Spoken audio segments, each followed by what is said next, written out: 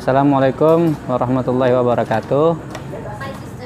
Bertemu kita hari ini pada kuliah pertama menggambar dan mewarna. Kenalkan, nama saya Hajriansyah SPD MAG. Saya pengajar mata kuliah seni rupa dan mata kuliah menggambar dan mewarna di STKIP PGRI Banjarmasin. Hari ini kita akan, karena ini kuliah pertama, kita akan bicara pengertian dulu lah, pengertian menggambar dan mewarna. Tapi sebelumnya saya ingin mengenalkan diri, latar belakang saya, latar belakang pendidikan saya. Saya kuliah di Yogyakarta. Dulu saya ngambil seni lukis. Jadi basis saya itu seni rupa, terutama seni lukis. Pertama saya kuliah di D1 jurusan seni lukis di Modern School of Design Yogyakarta. Lalu kemudian saya melanjutkan ke Institut Seni Indonesia Yogyakarta, mengambil prodi seni lukis, jurusan seni murni, Fakultas Seni Rupa. Tapi tidak sampai selesai. Padahal kuliah saya sudah selesai, tinggal skripsi, kemudian karena satu dan lain hal akhirnya tidak selesai. Saya melanjutkan menyelesaikan studi kemudian di Universitas Taman Siswa Yogyakarta, jurusan Pendidikan Seni dan Bahasa, prodi Pendidikan Seni Rupa. Jadi riwayat pendidikan saya cukup panjang dan agak berliku-liku lah, karena kemudian saya melanjutkan S2 justru bukan di jurusan yang linier. Kalau pertama D1-nya seni lukis, seni murni, terus kedua S1 yang pertama itu juga seni murni, seni lukis, walaupun tidak selesai. Saya menyelesaikan di pendidikan seni rupa. S2 saya justru di kajian akhlak tasawuf. Namun tesis saya masih berkutat di wilayah seni rupa. Waktu itu saya meneliti tentang nilai-nilai spiritualitas tasawuf di dalam seni lukis Amang Rahman Jubair. Jadi ya cukup beragam, namun masih dalam koridor kajian seni rupa. Sekarang saya kuliah di Pasca Sarjana UIN Antasari, mengambil pendidikan agama Islam. Ini lebih agak melenceng lagi, cuman rencana disertasi saya yang sudah saya tulis proposalnya itu masih berkaitan dengan seni rupa pula. Jadi walaupun agak melenceng-lenceng, tapi fokus saya sebenarnya, konsen saya adalah seni rupa. Dan kebetulan di STKIP PGRI Banjarmasin ini saya juga mengajar seni rupa, dan beberapa tahun terakhir kemudian juga mengajar menggambar dan mewarna untuk PGSD. Oke. Menggambar dan mewarna, apa itu menggambar? Apa itu mewarna? Kita mungkin ketika disodorkan pertanyaan apa itu gambar, mungkin yang terbayang secara umum di kepala kita adalah apa kira-kira? Sebuah gambar, sebuah garis, atau sebuah ilustrasi berupa visual seperti itu, atau apa? Pada dasarnya ada perbedaan. Nah, ini seringkali secara praktis memang di dalam prakteknya sulit dibedakan. Namun dalam perkuliahan biasanya ada perbedaan yang mendasar antara gambar atau biasa disebut drawing dengan sketsa. Nah, ini menarik ini karena dalam kenyataannya, dalam prakteknya seringkali para perupa sekalipun yang profesional kadang-kadang sulit membedakannya secara dalam tanda kutip benar lah. Saya misal pernah bertemu dengan satu komunitas penyuka sketsa, pegiat sketsa di Banjarmasin.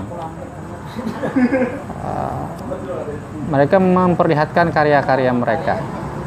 Yang saya lihat kemudian itu lebih kaya daripada yang sebenarnya apa yang pernah saya pelajari misal di ISI Yogyakarta. Yang saya lihat bukan sekedar sketsa, tapi bahkan sampai ke tingkat drawing kalau dulu kami belajar. Padahal secara teoritis itu ketika saya belajar dulu dibedakan lah. Sketsa itu garis murni. Biasanya diambil atau direkam secara langsung pada objek yang ada di hadapan mata kita yang hanya mengambil kesan bentuk yang kita tangkap, baik itu berupa gedung, baik itu berupa gerak manusia, tumbuhan atau binatang yang kita tangkap secara sederhana berupa garis. Jadi tidak ada tambahan yang lain. Misal kalau nanti kan pengembangannya ada sketsa itu yang kemudian juga diarsir, diberi gelap terang. Nah, padahal ketika saya belajar gelap terang itu sudah masuk di wilayahnya drawing atau menggambar. Walaupun ketika diisi kami juga ada mata kuliah sketsa 2. Sketsa 1 itu masih berupa garis murni. Jadi yang kita tangkap benar-benar visual hanya garis saja. Tidak ada gelap terang. Ya paling kalau memberi gelap itu sebatas misal pada blok-blok sebatas untuk memberikan tekanan-tekanan pada rambut atau pada pakaian misal seperti itu. Tapi murni garis. Nah di sketsa 2 biasa baru kemudian ada pengembangan dengan memainkan baik itu gelap terang maupun blok-blok yang lebih intensif. Tapi sekali lagi sketsa berbeda dengan gambar, sketsa berbeda dengan drawing. Sketsa itu gambar yang bersifat spontan, sedangkan gambar itu lebih terencana, lebih menggarapnya itu lebih intens. Maksudnya jika dalam 4 jam satu orang perupa bisa menggambar 10 buah karya sketsa, kalau menggambar dalam 4 jam paling kita bisa menghasilkan hanya 1 buah karya gambar.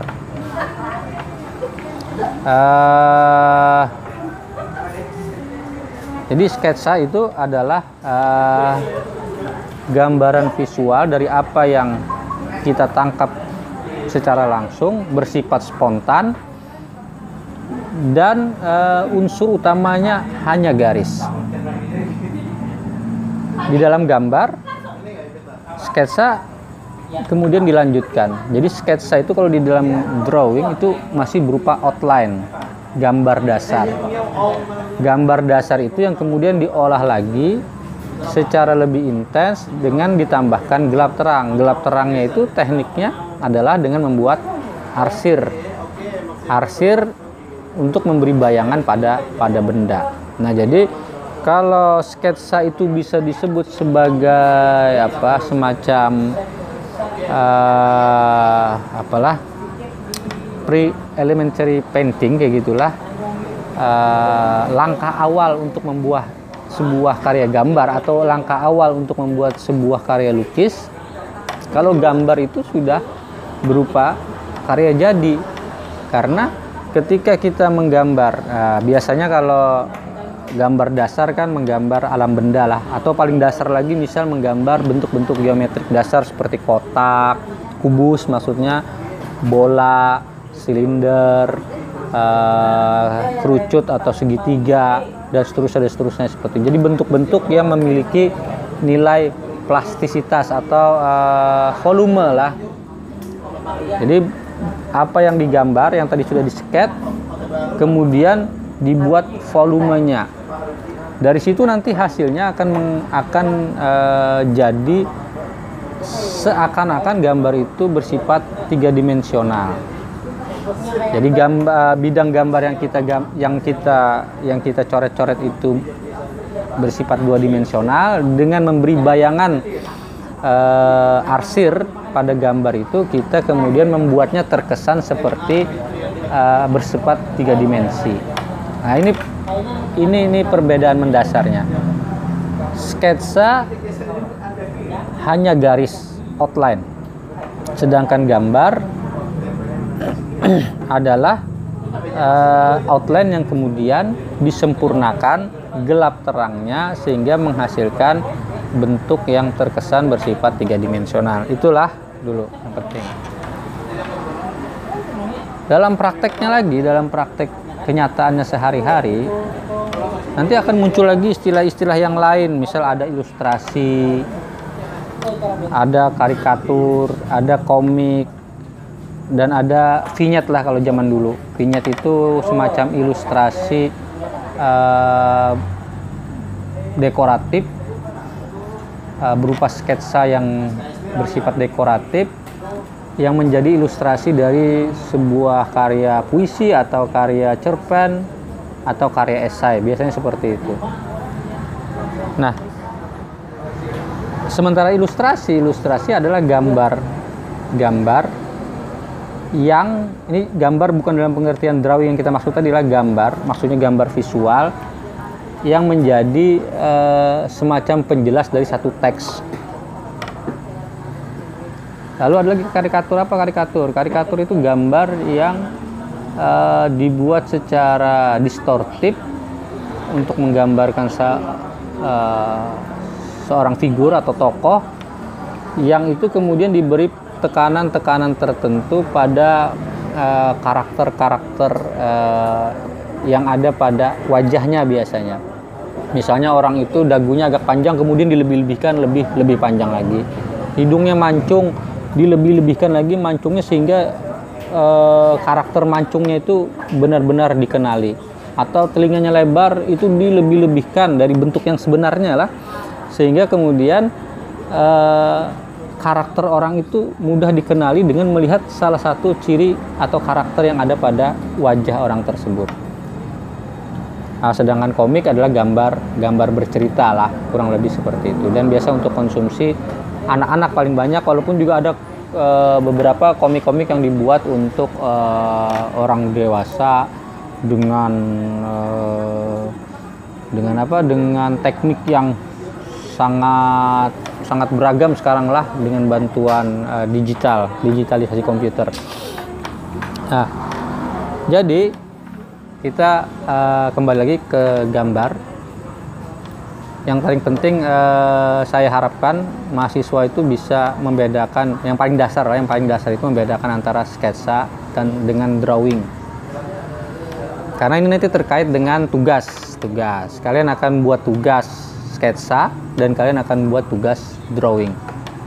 Ini dasar penting untuk nanti kalian terutama untuk mahasiswa PGSD jadi guru lah.